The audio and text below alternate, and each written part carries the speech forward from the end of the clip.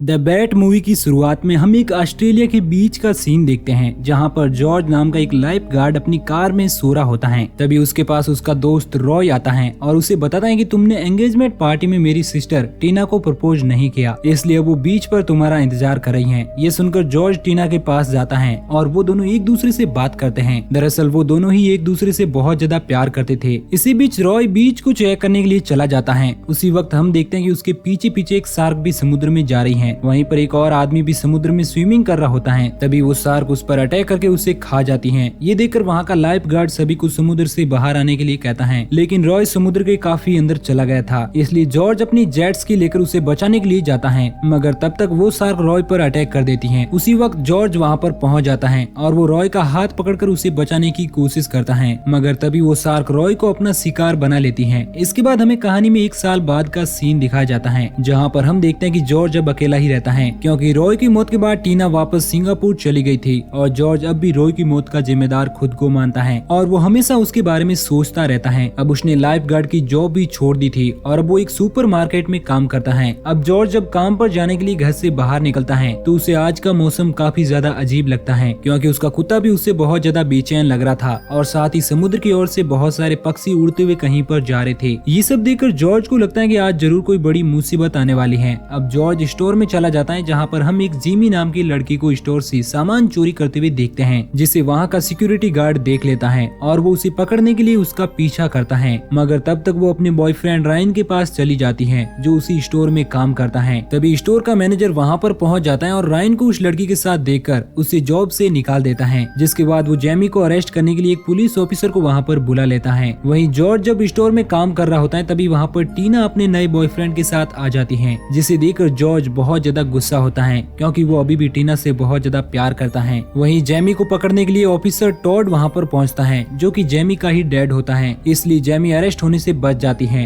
दरअसल टॉड अपनी जॉब की वजह से अपनी फैमिली को ज्यादा टाइम नहीं दे पाता है, इसलिए जेमी को लगता है कि उसके डैड उससे प्यार नहीं करते, मगर टॉड उसे अपनी गाड़ी में बिठाता है। उसी वक्त उसे एक आदमी गन लेकर स्टोर में जाते हुए दिखाई देता है। ये देखकर टॉड उसके पीछे जाने लगता है। अब वो गन वाला आदमी, जिसका नाम डाइल है, वो एक मास्क पहनकर मैनेजर के ऑफिस में चला जाता है और उसे गन पॉइंट करके तिजोरी का सारा माल मांगता है, लेकिन मैनेजर उसे तिजोरी दिखाते हुए बताता है कि तिजोरी में कोई भी पैसा नहीं है, जिससे गुस्सा होकर डाइल उसे जान से मारने की धमकी देता है। इसलिए मैनेजर उसे अपने साथ किसी दूसरी जगह ले जाने लगता है, लेकिन टॉड उन दोनों को देख लेता है और उनके पास पहुंचकर डाइल को गन पॉइंट पर ले लेता है। लेकिन उसी वक्त डाइल का दोस्त भी वहां पर आ जाता है, जो मैनेजर की असिस्टेंट जूली को गन पॉइंट पर ले लेता है और टॉड को अपनी गन फेंकने के लिए कहता है। वहीं दूसरी ओर रायन जेमी के पास आता है और उस पर गुस्सा करने लगता है, क्योंकि उसी की वजह से उसकी जॉब चली गई थी। इसलिए जेमी उससे नाराज होकर स्टोर में चली जाती है और पीछे रायन अपनी गाड़ी में बैठ जाता है। वहीं पर हम एक काइल नाम के लड़के को भी देखते हैं, जो अपनी गर्लफ्रेंड हेदर के साथ रोमांस करने के लिए आया होता है। दूसरी ओर हम जॉर्ज को देखते हैं, जो अभी भी वॉशरूम में होता है। तभी उसे गन शॉट की आवाज सुनाई देती है, जिसे सुनकर वो भी बाहर आ जाता है। तब हम देखते हैं कि डाइल के दोस्त ने जूली को मार दिया है, इसलिए डाइल उस पर काफी गुस्सा हो जाता है, क्योंकि उनका मकसद किसी की जान लेना नहीं था।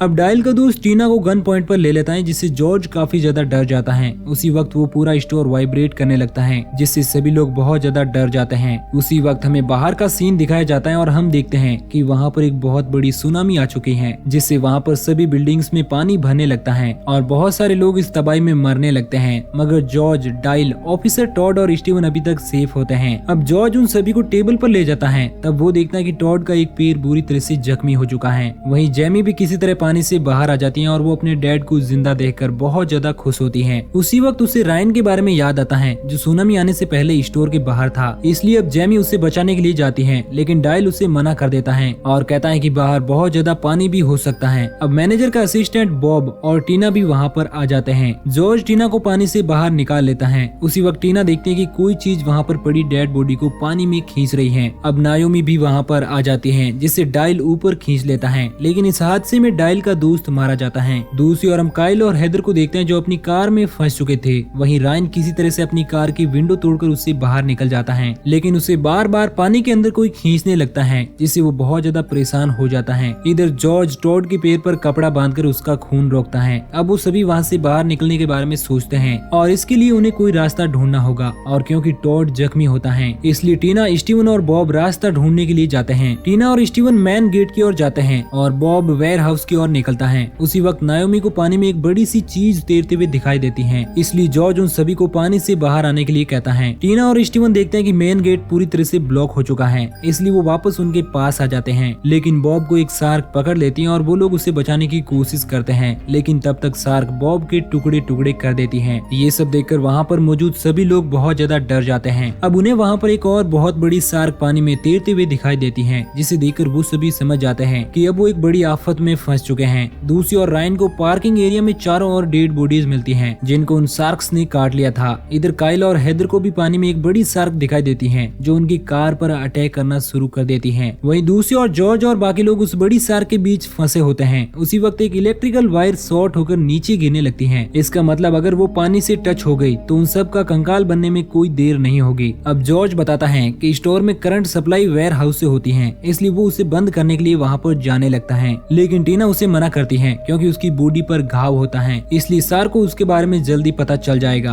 उसी वक्त स्टीवन को एक आइडिया आता है और वो खुद को एक पिंजरे से कवर कर लेता है, ताकि शार्क उस पर अटैक ना कर सके। जब स्टीवन और जॉर्ज अकेले होते हैं तो स्टीवन उसे बताता है कि टीना उसकी गर्लफ्रेंड नहीं है। टीना अभी भी स्टीवन से ही प्यार करती है। अब स्टीवन ऑक्सीजन टैंक लगाकर पानी में कूद जाता है, लेकिन उसकी पाइप ज्यादा लंबी नहीं होती है, इसलिए वो पावर सप्लाई तक नहीं पहुंच पाता है। और यहाँ पर स्टीवन अपनी जान को रिस्क में डालकर ऑक्सीजन मास्क को खोल देता है और पावर सप्लाई तक पहुंच जाता है, लेकिन वो उसे बंद करने के बाद पानी से बाहर नहीं निकल पाता है, जिससे दम घुटने से उसकी वहीं पर मौत हो जाती है। इस वजह से टीना बहुत दुखी हो जाती है और रोने लगती है। दूसरी ओर रायन कार में फंसे काइल और हेदर की मदद करने के लिए एक मरे हुए आदमी का हाथ काटता है और उसकी मदद से शार्क को डिस्ट्रैक्ट करने की कोशिश करता है, और इस वजह से काइल और हेदर अपनी कार से निकलकर दूसरी कार तक पहुंच जाते हैं। इधर जॉर्ज को छत पर लगा वेंटिलेटर बॉक्स दिखाई देता है, जिससे उसे वहां से बाहर निकलने का आइडिया आता है। डायल वहां पर किसी तरह से एक रस्सी फंसा देता है और अब मैनेजर डिसाइड करता है कि मैं यहाँ से सबसे पहले बाहर निकलूंगा, और वो रस्सी से लटककर ऊपर जाने लगता है। लेकिन पाइप में बहुत सारे स्पाइडर्स होते हैं, जिनकी वजह से मैनेजर डर जाता है और चिल्लाने लगता है, जिसकी चीख सुनकर शार्क वहाँ पर आ जाती है और मैनेजर को बीच में से काट देती है। और ये सब देखकर उन सब की हालत पतली हो जाती है। दूसरी ओर रायन हेदर और काइल के पास पहुँचने की कोशिश करता है और वो एक पाइप से लटककर उनकी ओर बढ़ता है, लेकिन बीच में उसका हाथ फिसल जाता है और वो पानी में गिर जाता है। मगर शार्क उसे अपना शिकार बनाते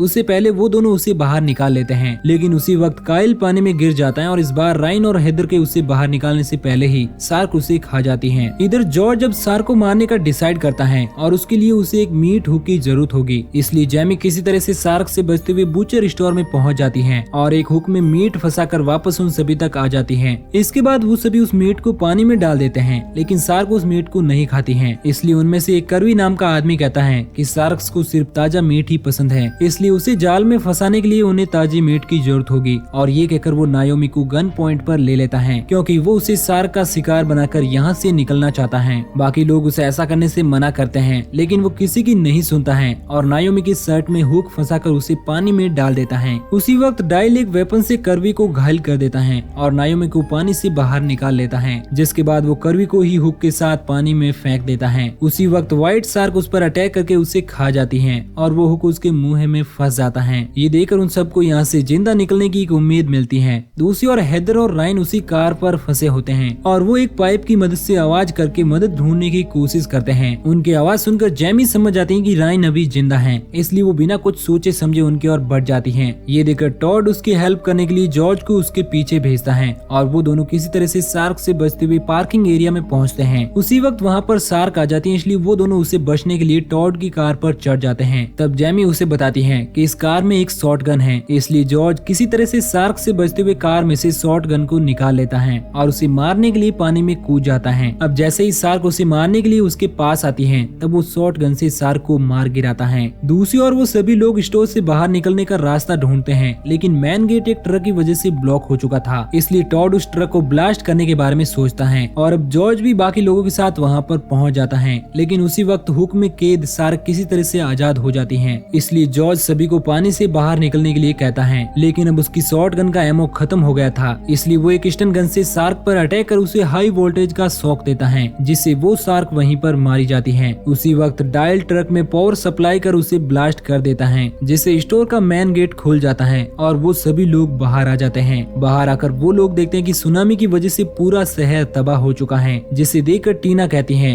कि अब हम लोग क्या करेंगे। तब जॉर्ज बताता है कि अब हम लोग एक नई जिंदगी की शुरुआत करेंगे और इसी के साथ ये मूवी यहीं पर एंड हो जाती है। तो दोस्तों आपको ये कहानी कैसी लगी नीचे कमेंट करके जरूर बताना, और बाकी अगर आप हमारे वीडियो को पहली बार देख रहे हैं तो हमारे चैनल को सब्सक्राइब करके नोटिफिकेशन बेल को जरूर ऑन कर लेना, ताकि आपको इसी तरह की कहानियों का डेली डोज मिलता रहे।